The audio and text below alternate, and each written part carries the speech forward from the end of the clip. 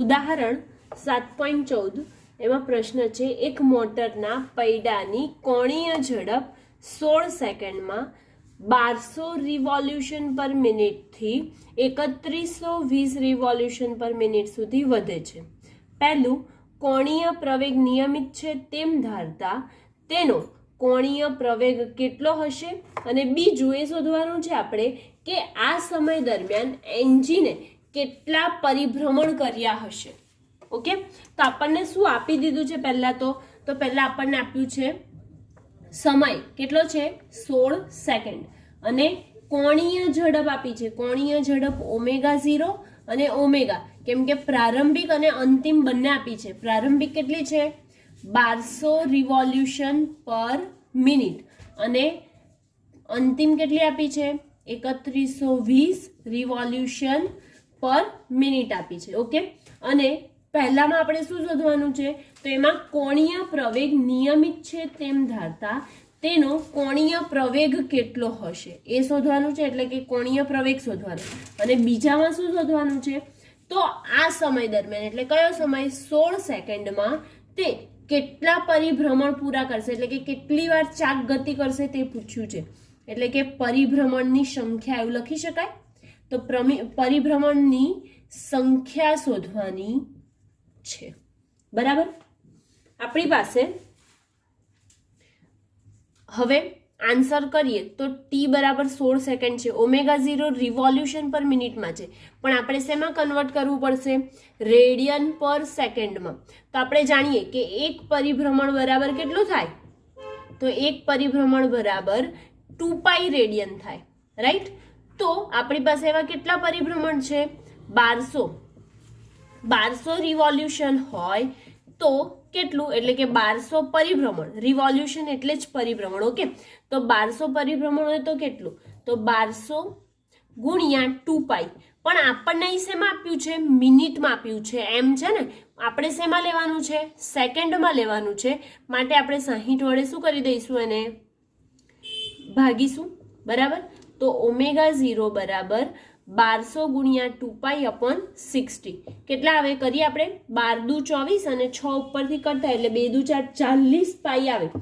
40 પાઈ radian પર second. એવી જ રીતે આપણે શું ફાઇન્ડ કરીશું? ઓમેગા ફાઇન્ડ કરીશું. તો ઓમેગામાં શું કરશું?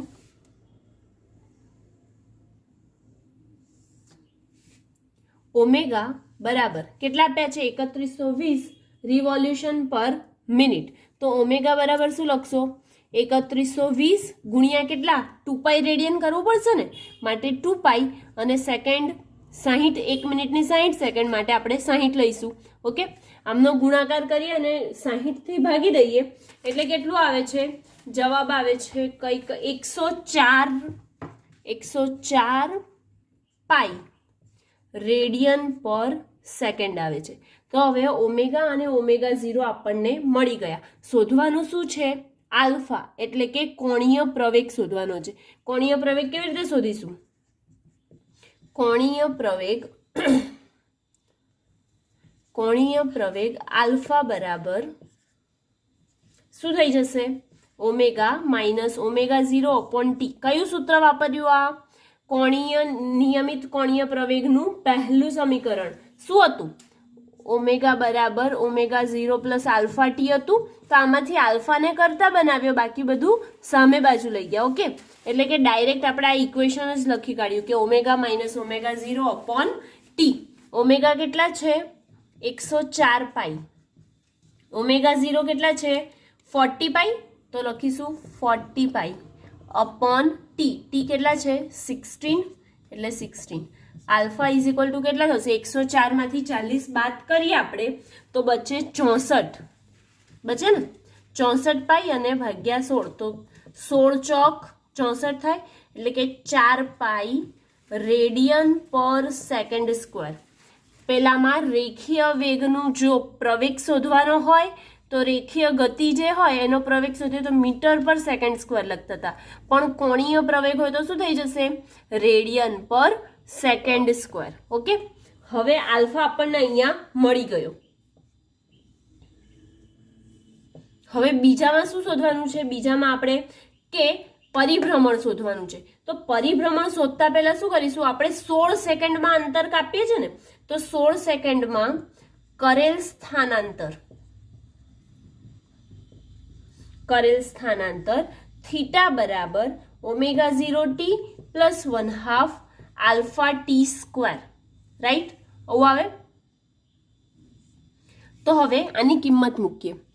થીટા તો એમના એમ સ્થાનાંતર શોધવાનું છે માટે ω0 ની કિંમત આવી રહી, કેટલી છે? 40 પાઈ. ટી કેટલા છે? 16 વત્તા 1/2. આલ્ફા કેટલા આવ્યા આપણા? 4 પાઈ આવ્યા. તો 4 પાઈ ગુણ્યા ટી સ્ક્વેર, ટી નો વર્ગ, ટી કેટલા છે? 16, એટલે કે 16 નો શું થઈ જશે? 16 નો વર્ગ થશે, બરાબર? હવે આનું સાદું રૂપ આપીએ આપણે, તો થીટા બરાબર 40 અને 16 એટલે કે કેટલા થઈ જશે? 640 પાઈ. 16 ચોક 64 એટલે 640 પાઈ વત્તા 2 દુ 4 થશે. 16 નો વર્ગ ગુણ્યા 2, 16 નો વર્ગ ગુણ્યા 2 કરીએ એટલે કેટલો આવશે?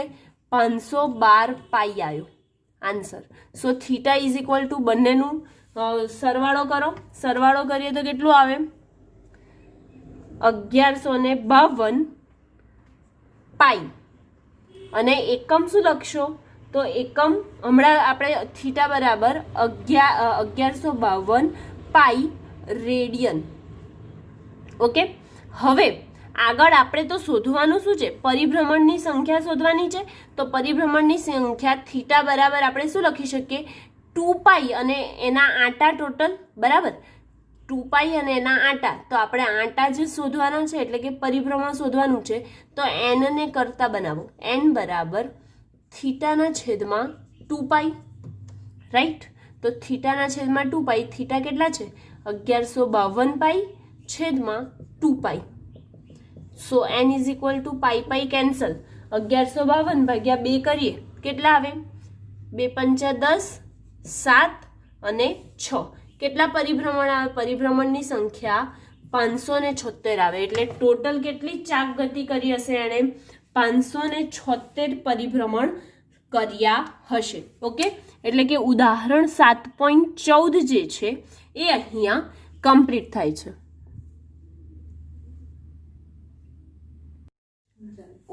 ઉદાહરણ નંબર 7.15 જોઈએ આપણે.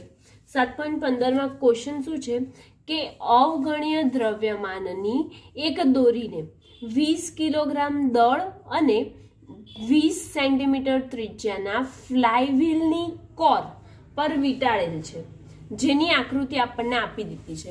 આકૃતિ કઈ કામ મુજબ છે? આપણે અહીંયા ડ્રો કરીએ છીએ. આ વ્હીલ છે, ફ્લાયવ્હીલ છે, એની ત્રિજ્યા r છે અને અહીંયાથી એ આ રીતે લટકાવેલું છે. ઓકે, હવે આ લટકાવેલું છે ત્યાં એનો બળ કંઈક 25 ન્યૂટન એવું લખેલું છે અને એનામાં એનું દળ કેટલું આપ્યું છે આપણને? જે લટકાવેલું છે એનું 20 કિલોગ્રામ અને કેટલી લાંબી દોરી છે? તો r બરાબર 20 સેન્ટીમીટર ત્રિજ્યા છે, સેન્ટીમીટરમાં છે તો એને મીટરમાં આપણે ડાયરેક્ટ ફેરવી જ દઈએ તો 0.2 મીટર આવે છે. ઓકે, હવે આગળ પ્રશ્ન કન્ટિન્યુ કરીએ કે આકૃતિમાં બતાવ્યા પ્રમાણે દોરી પર 25 ન્યૂટન જેટલું અચળ ખેંચાણ બળ લગાડેલ છે. આ ફ્લાયવ્હીલ ઘર્ષણ રહિત બેરિંગ સાથે એક સમક્ષિતિજ અક્ષ પર જડેલ છે, એટલે કે સમક્ષિતિજ અક્ષ સાથે એને શું છે? લટકાવેલું છે, જોઈન્ટ કરેલું છે, બરાબર? તો આપણે શોધવાનું શું છે? તો અહીંયા આપણને કહે છે એ પાર્ટમાં શું કીધું કે વ્હીલના કોણીય પ્રવેગની ગણતરી કરો, એટલે કે એ પાર્ટમાં કોણીય પ્રવેગ શોધવાનો છે. પછી બીમાં શું કહે છે? જ્યારે દોરી, બીમાં આપ્યું છે કે જ્યારે દોરી 2 મીટર ખુલી જાય ત્યાં સુધી ખેંચાણ બળ દ્વારા કરવામાં આવેલું કાર્ય શોધવાનું છે. એટલે શું શોધીશું? કાર્ય. સીમાં શું કીધું છે કે આ બિંદુએ વ્હીલની ગતિ ઉર્જા પણ શોધો, એટલે કે ગતિ ઉર્જા કે શોધવાની છે અને વ્હીલ તેની સ્થિર સ્થિતિમાંથી ગતિ શરૂ કરે છે તેમ ધારો. પહેલા સ્થિર છે અને તરત જ પછી ગતિ ચાલુ કરે છે એવું આપણે અહીંયા ધારવાનું છે. અને ડીમાં શું કહે છે કે વિભાગ બી અને વિભાગ સી જે જવાબ આવે એમની શું કરવાની છે, આપણે સરખામણી કરવાની છે. ઓકે, તો સરખામણી કરવાની છે, તો એ સમાન આવે છે કે નથી આવતા એ આપણે જોઈશું. તો હવે સૌથી પહેલા પ્રશ્નમાં આપણને m બરાબર 20 કિલોગ્રામ આનું દળ આપી દીધું છે અને r ત્રિજ્યા 20 સેન્ટીમીટર આપી છે. ઓકે, અને હવે આ જે કેન્દ્ર છે તો એનો હું કેન્દ્રને ધારો કે c લઈ લઉં છું. આપણે શોધવાનું શું છે, એ પાર્ટમાં આલ્ફા શોધવાનું છે. તો આલ્ફા કેવી રીતે શોધીશું? સૌથી પહેલા આલ્ફાનું સૂત્ર શું થાય જ્યારે પદાર્થ ગતિ કરતો હોય ત્યારે? તો આઈ આલ્ફા બરાબર ટાઉ. આવું થાય, બરાબર ને? આ સૂત્ર આપણે થિયરીમાં ભણી ગયા છે કે આઈ આલ્ફા બરાબર ટાઉ થાય. તો આલ્ફાને કરતા બનાવીએ તો આલ્ફા બરાબર ટાઉના છેદમાં આઈ થાય. તો આપણી પાસે નથી ટાઉ આપેલું કે નથી આઈ આપેલું, પરંતુ આપણે ટાઉ શોધી શકીએ છીએ. કેવી રીતે? તો તેની સ્થાન સદિશ ગુણ્યા એનો લાગતું બળ. તો ટાઉ બરાબર આર ક્રોસ એફ થાય ને, તો આપણે ટાઉ એના પરથી શોધી શકીએ. તો ટાઉ તો મેળવીએ, એ પછી આપણે આગળ જોઈએ. ટાઉ ઇઝ ઇક્વલ ટુ શું થઈ જશે? આર ક્રોસ એફ, પણ ક્રોસની નિશાની સદિશ નિશાની કાઢીએ એટલે શું થઈ જશે? Sine theta. ઓકે, આર કેટલા છે? 0.2, એફ કેટલા છે? 25 ન્યૂટન, અને સાઇન થીટા, સાઇન કેટલો ખૂણો બનાવે છે? આ 90 ડિગ્રીનો બને છે, માટે સાઇન 90. સાઇન 90 ની વેલ્યુ કેટલી થાય? 1. માટે ટાઉ બરાબર 0.25 ગુણ્યા 25, 0.2 ગુણ્યા 25 કેટલું થશે? કરો કેલ્સીમાં, 5 ન્યૂટન મીટર થાય. ઓકે, હવે આપણે ટાઉ મળી ગયું. ટાઉમાંથી આપણે હવે હજી શું બાકી રહ્યું? આઈ શોધવાનું બાકી રહ્યું સૂત્ર પ્રમાણે. તો અહીંયા આપણને એક શું આપી છે? વર્તુળાકાર આપ્યું છે ને. તો વર્તુળાકાર જે આપ્યું છે એના વર્તુળાકાર ભાગમાં ફ્લાયવ્હીલ પર લટકાવેલું છે, પેલી દોરીથી એ વસ્તુને લટકાવેલી છે. માટે આપણે એની જડત્વની ચાક માત્રા કેટલી થઈ જશે? કોષ્ટકમાંથી લઈશું. આ કેટલી થઈ જશે? mr²/2. વજન કેટલું છે? m કેટલું છે? 20 કિલોગ્રામ. r કેટલું છે? 0.2 છે ને. તો આ 0.2 નો વર્ગ છે એટલે મેં 2 વાર લખ્યા, અપોન 2. તેથી i બરાબર થઈ જશે, કરો 0.4 કિલોગ્રામ મીટર સ્ક્વેર. આ જડત્વની ચાક માત્રા આપણને મળી ગઈ. હવે આપણું સૂત્ર આવી ગયું કે આઈ આલ્ફા બરાબર ટાઉ થાય. તો આલ્ફા બરાબર ટાઉના છેદમાં આઈ થાય ને. તો આલ્ફા બરાબર ટાઉના છેદમાં આઈ થાય. તો હવે એની કિંમત મૂકીએ. આલ્ફા બરાબર ટાઉ કેટલા આવ્યા? 5 ન્યૂટન પર મીટર, અને આઈ કેટલા છે? 0.4.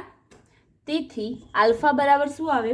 તો કેલ્સીમાં કરીએ તો 12.5 રેડિયન પર સેકન્ડ સ્ક્વેર આવ્યું. આપણો શું આવી ગયો? કોણીય પ્રવેગ.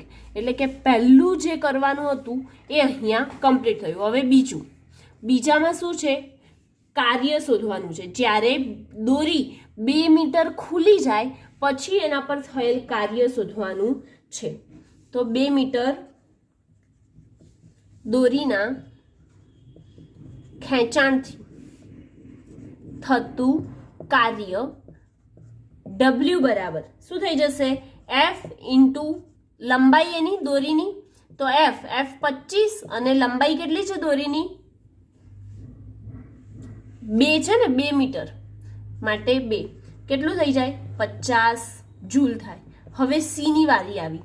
તો સીમાં આપણે જાણીએ કે અહીંયા પહેલા આપણું જે આ વ્હીલ હતું એ સ્થિર હતું. દોરી ખુલી એને ખેંચ્યું એટલે શું થઈ ગયું? ગતિમાં આવ્યું. એટલે કે સ્થિર સ્થિતિમાંથી એ ચકરડું શેમાં આવે છે? ફ્લાયવ્હીલ ગતિમાં આવે છે. એટલે એની શું ધારણ કરે છે? ગતિય ઉર્જા ધારણ કરે છે. માટે ગતિ ઉર્જા ધારણ કરે છે તો એનો કોણીય વેગ હશે. તો અંતિમ કોણીય વેગ અહીંયા લઈ લઈએ. અંતિમ કોણીય વેગ બરાબર ઓમેગા. તો ગતિ ઉર્જાનું સૂત્ર શું થાય ચાક ગતિ માટે? કેમ કે વ્હીલ છે એટલે ચાક ગતિ કરશે, તો ગતિ ઉર્જા માટેનું સૂત્ર થાય 1/2 I ઓમેગા સ્ક્વેર થાય. 1/2 I ઓમેગા સ્ક્વેર એનું સૂત્ર થાય. તો એ મુજબ આપણે કરીએ તો શું થઈ જશે? ઓમેગા બરાબર ઓમેગા નથી આપણી પાસે કે છે? ના, ઓમેગા નથી એટલે કે કોણીય વેગ નથી, તો ઓમેગા શોધવું પડશે. તો ઓમેગા વ્હીલ સ્થિર સ્થિતિમાંથી ગતિમાં આવે માટે મેળવેલું જે કોણીય વેગ છે એ થઈ જશે omega square is equal two omega 0 square. કોણીય પ્રવેગી ગતિનું એટલે કે નિયમિત કોણીય પ્રવેગી ગતિ કરે એનું ત્રીજું સમીકરણ omega square minus omega 0 square is equal two 2 alpha theta. આવું આવતું હતું ને, એ જ સૂત્ર મૂકું છું એટલે કન્ફ્યુઝ થવાની જરૂર નથી. હવે પ્રારંભમાં એ શું હતું? ચકરડું સ્થિર હતું. વ્હીલ જે હતું એ કેવું હતું? સ્થિર હતું. એટલે પ્રારંભિક વેગ કેવો થઈ જશે? શૂન્ય થશે. હવે આગળ જોઈએ શું થશે? Omega square is equal two 0 plus 2 alpha theta થાય. 0 પ્લસ 2 આલ્ફા થીટા થાય તો ઓમેગા સ્ક્વેર 2 આલ્ફાની કિંમત 12.5 ગુણ્યા થીટા શોધવાના છે. તો થીટા શોધીશું પહેલા. થીટા આપણી પાસે નથી એટલે થીટા શોધી લઈએ. તો થીટા બરાબર કરેલું સ્થાનાંતર શોધવાનું. તો જેટલી દોરી વીંટાળેલી હતી એ દોરીની લંબાઈ કેટલી વીંટાળેલી હતી? વીંટાળેલ દોરીની લંબાઈ કેટલી હતી? દોરી વીંટાળેલી 2 મીટર હતી. આપણે અહીં લખ્યું હતું ને 2 મીટર. અને એની ત્રિજ્યા કેટલી હતી? વ્હીલની ત્રિજ્યા અથવા તો ખાલી ત્રિજ્યા બી લખી શકો, ચાલે. વીંટાળેલી દોરી 2 મીટર અને એની ત્રિજ્યા 0.2 મીટર. એટલે જવાબ કેટલો આવે?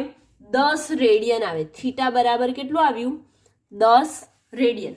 હવે 10 આપણે અહીંયા કિંમત મૂકી શકીએ. તેથી omega square is equal two 2 into 12.5 into 10. તેથી 12 ગુણ્યા 12.25 ગુણ્યા 10 કરો. ચલો તો શું આવે છે? 250 રેડિયન પર સેકન્ડ. પણ આ વર્ગમાં છે માટે એકમ પણ શેમાં આવશે? વર્ગમાં આવશે. હવે આ કિંમત આપણે આ સૂત્રમાં મૂકીશું. કયા સૂત્રમાં? ગતિ ઉર્જાનું જે સૂત્ર છે એમાં મૂકીશું. તો k બરાબર 1/2. I કેટલા આવ્યા હતા આપણા? I 0.4 અને ઓમેગા સ્ક્વેર કેટલું આવ્યું? 250. ઓકે, ગુણાકાર કરો ભાગ્યા 2 એટલે જવાબ આવે છે k બરાબર 50 જૂલ આવે છે. હવે આપણને ડી પાર્ટમાં શું કીધું કે તમારે સરખામણી કરવાની છે. કોની? બી અને સી પાર્ટની આપણે સરખામણી કરવાની છે. તો બી અને સી પાર્ટમાં જોઈએ તો બંનેના પહેલા તો જવાબ જોઈ લઈએ. શું આવે છે? W બરાબર 50 જૂલ આવે છે અને અહીંયા k બરાબર કેટલા આવે છે? 50 જૂલ આવે છે. બરાબર. તો આના ઉપરથી આપણે એવું કહી શકીએ કે બળ વડે થતું કાર્ય બરાબર એ જે વ્હીલ છે એની મેળવેલી ગતિ ઉર્જા આવે.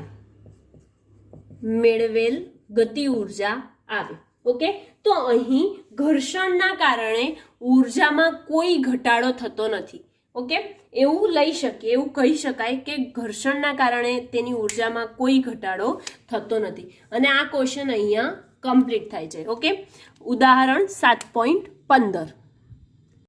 ફ્રેન્ડ્સ, હવે ઉદાહરણ નંબર 7.16 છે તે જોઈએ છે.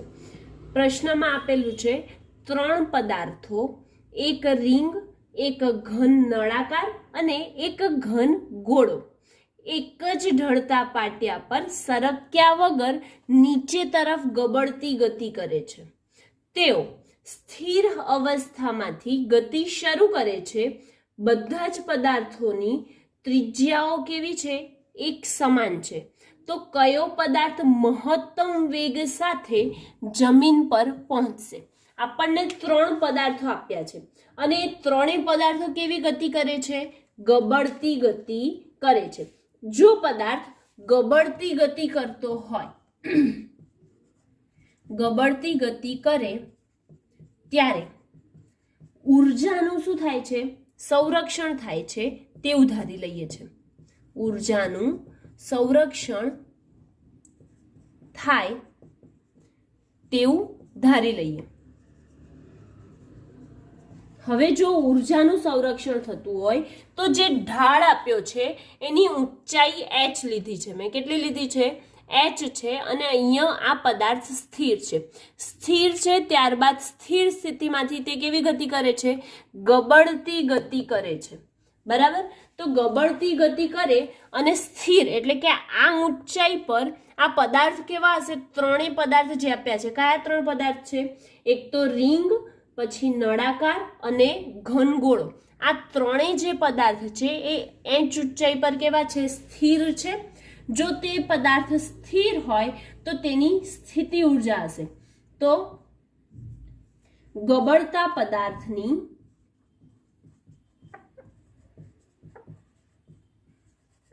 સ્થિતિ ઉર્જા કેટલી થઈ જાય? એને નીચે લાગતું વજન બળ ગુણ્યા એની ઊંચાઈ એટલે કે mgh જેટલી તેની સ્થિતિ ઉર્જા થઈ જાય.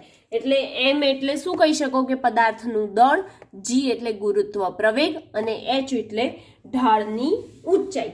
હવે ઢાળની ટોચ પરથી ગબડે ત્યારે તે શું ધારણ કરી લે? જ્યારે ગબડવાની જેવી શરૂઆત કરે એટલે એ શું ધારણ કરી લે? એની ગતિ ઉર્જા ધારણ કરી લે છે. બરાબર. તો ઢાળની ટોચ પરથી જ્યારે ગબડવાની શરૂઆત કરે છે ત્યારે ગતિ ઉર્જા મેળવે છે. માટે સ્થિર સ્થિતિમાંથી ગતિ શરૂ કરે છે ત્યારે મેળવેલી ગતિ ઉર્જા એટલે કે કઈ ગતિ ઉર્જા આવે? અંતિમ ગતિ ઉર્જા. તો અંતિમ ગતિ ઉર્જા બરાબર શું થઈ જશે? એ ગબડતી ગતિ કરે માટે એની ચાક ગતિની ગતિ ઉર્જા કેટલી? I ઓમેગા સ્ક્વેર જેટલી વત્તા જે ગુમાવેલી સ્થિતિ ઉર્જાની ગતિ એટલે કે 1/2 mv સ્ક્વેર જેટલી ઉર્જા. બરાબર. હવે 1/2 I omega square plus 1/2 mv square ઉર્જાનું સંરક્ષણ કરે છે. માટે આપણે લખી શકીએ કે સ્થિતિ ઉર્જા બરાબર થાય છે અંતિમ ગતિ ઉર્જા. હવે આ બંને ઉર્જાને સરખાવી દઈએ એટલે કે ધારો કે આ સમીકરણ 1 છે તો આ સમીકરણ 2, બંનેને સરખાવી દઈએ તો શું થઈ જશે? mgh બરાબર 1/2 I omega square plus 1/2 mv square. હવે આપણે જોઈ ગયા છે તે મુજબ I બરાબર આપણી પાસે છે m k સ્ક્વેર. જડત્વની ચાક માત્રા બરાબર શું લખી શકીએ છીએ? ગબડતી ગતિ માટે m k સ્ક્વેર લખીએ છીએ જડત્વની ચાક માત્રા બરાબર.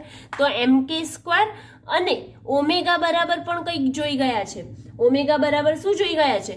આપણે v બરાબર r ઓમેગા લખતા હતા કે નતા લખતા? લખતા હતા. બરાબર. તો ઓમેગા બરાબર v ના છેદમાં r થાય. ઓકે. તો આપણે ઓમેગા બરાબર શું લખીશું? v ના છેદમાં r. હવે આ બંને કિંમત આ જગ્યાએ મૂકી કાઢીએ. શું થાય પછી જોઈએ.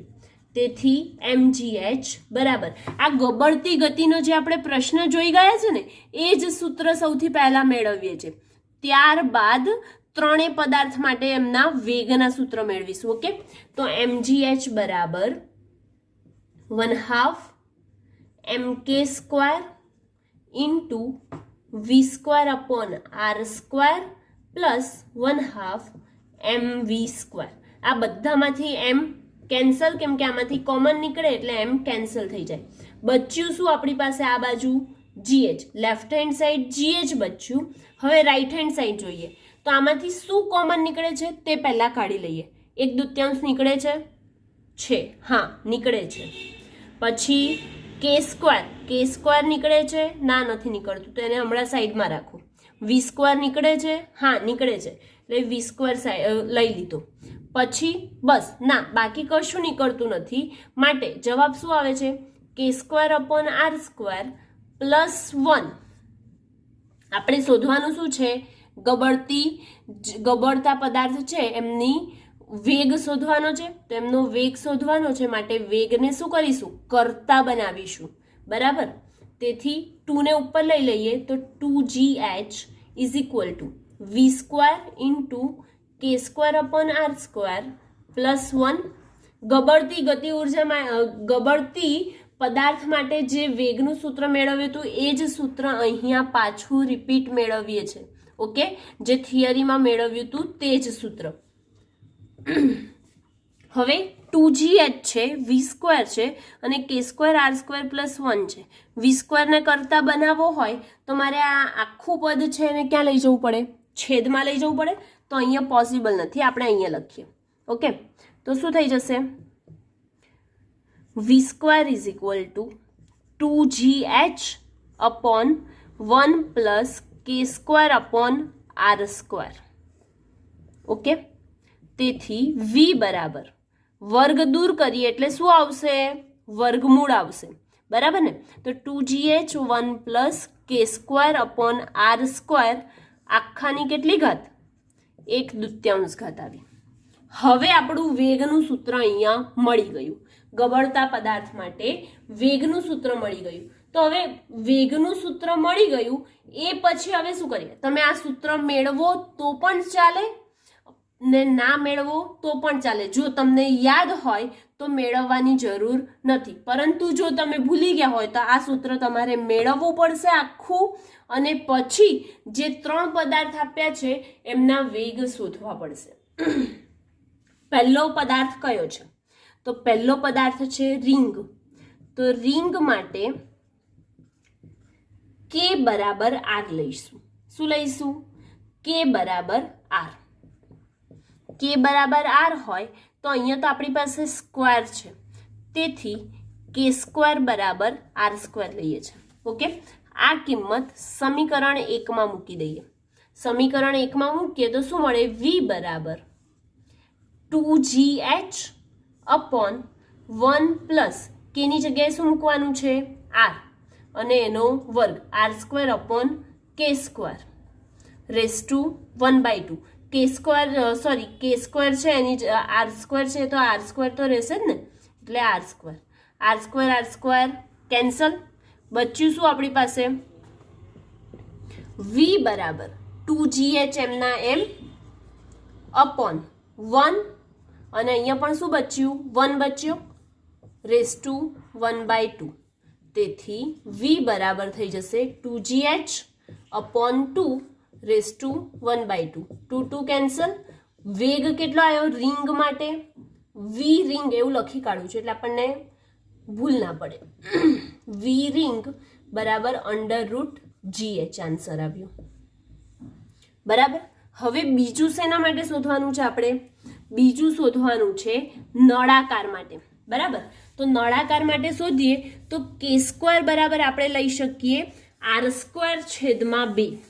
કેટલું લઈ શકીએ, r²/2. જો ઉતારવાનું હોય તો વિડીયો પોઝ કરીને ફરીથી ઉતારી લેવાનું. ઓકે, કોની માટે શોધીએ છીએ, બીજું પોઈન્ટ v નળાકાર માટે શોધવાનું છે.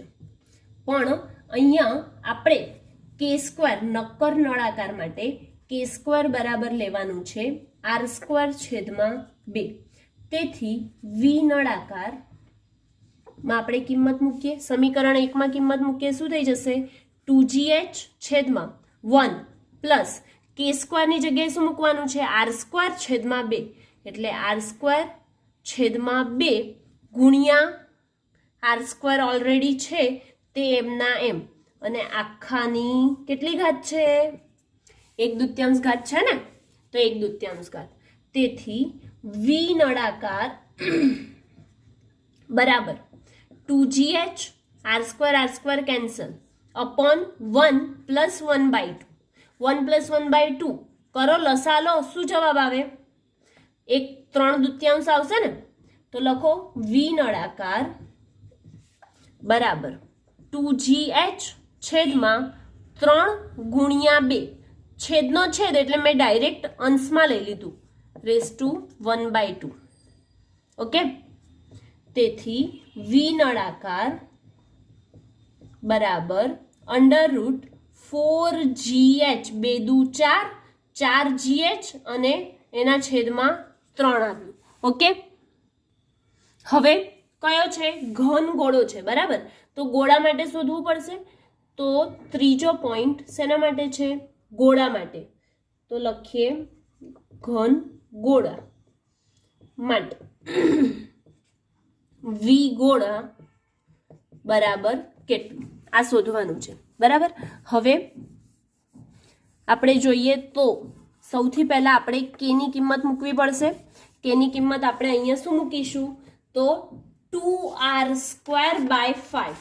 શું મૂકીશું ગોળા માટે? 2r² k² બરાબર 2r²/5. ઓકે, તો આપણે મૂકીએ કિંમત.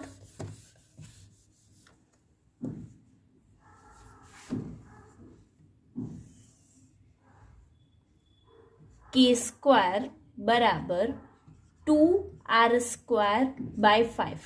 સમીકરણ 1 માં કિંમત મૂકીએ. સમીકરણ 1 આપણું શું હતું? વી ગોળો બરાબર 2gh તો હતા જ આપણી પાસે, તો 2gh પહેલા મૂકીએ. વી ગોળો બરાબર 2gh અપોન 1 + k² ની જગ્યાએ મૂકવાનું છે 2r²/5 ઇન્ટુ r² ઓલરેડી હતા, એ તો મૂકવા પડશે ને, કે ચાલશે? નહીં ચાલે, મૂકવા પડશે. r² cancel.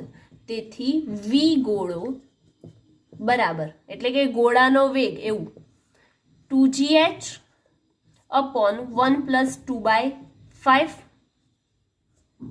⁻². કરો 5 × 5, તો લસા લઈએ તો 5 × 5, 5 ને 2 7, 7/5 આવે.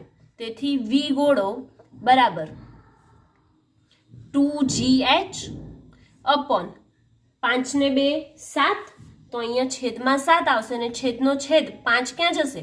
ઉપર જશે ⁻². માટે આન્સર આવે છે ગોળાનો વેગ વી ગોળો બરાબર 2gh અપોન 2gh નહીં, 5 દુ 10 લખવા પડશે ને, 5 દુ 10 gh અપોન 7/1/2. આ આપણો જવાબ આવે છે. તમે જો વર્ગમૂળમાં આ રીતે પણ લખી શકો કે વર્ગમૂળમાં 10gh છેદમાં 7. ઓકે, આ આપણો આન્સર છે. અને અહીંયા આ ક્વેશ્ચન કમ્પ્લીટ થાય છે. ગોળાનું, નળાકારનું અને રિંગનું આ ત્રણેયના આપણે શું મેળવી લીધા? ગબડતા હોય ત્યારે તેમના વેગ શોધી લીધા. આમ ઘન ગોળાનો દ્રવ્યમાન કેન્દ્રનો વેગ. હવે આના ઉપરથી જોઈ શકાય કે કોનું વધારે હશે વેગ. તો આના પરથી કહી શકાય કે ઘન ગોળો છે તેમનું દ્રવ્યમાન કેન્દ્રનો વેગ સૌથી વધારે છે. સૌથી વધારે છે કોનો? ગોળાનો. અને સૌથી ઓછો કોનો હશે? તો રિંગનો સૌથી ઓછો છે. રિંગનો સૌથી ઓછો મળે. ઓકે, આમ ઘન ગોળાના દ્રવ્યમાન કેન્દ્રનો વેગ સૌથી વધારે અને રિંગના દ્રવ્યમાન વેગ સૌથી ઓછો હોય છે. તેથી ઘન ગોળો જે છે એ ઢાળ પરથી ફટાફટ નીચે આવી જશે. બરાબર, ઢાળ પરથી ગબડતી વખતે સૌથી પહેલા નીચે આવશે, જ્યારે રિંગ છે એ ઢાળ પરથી ગબડતી હશે ત્યારે સૌથી છેલ્લે આવશે નીચે, એટલે કે તળિયા પર સૌથી છેલ્લે આવશે. અને આ ક્વેશ્ચન એની સાથે અહીંયા કમ્પ્લીટ થાય છે.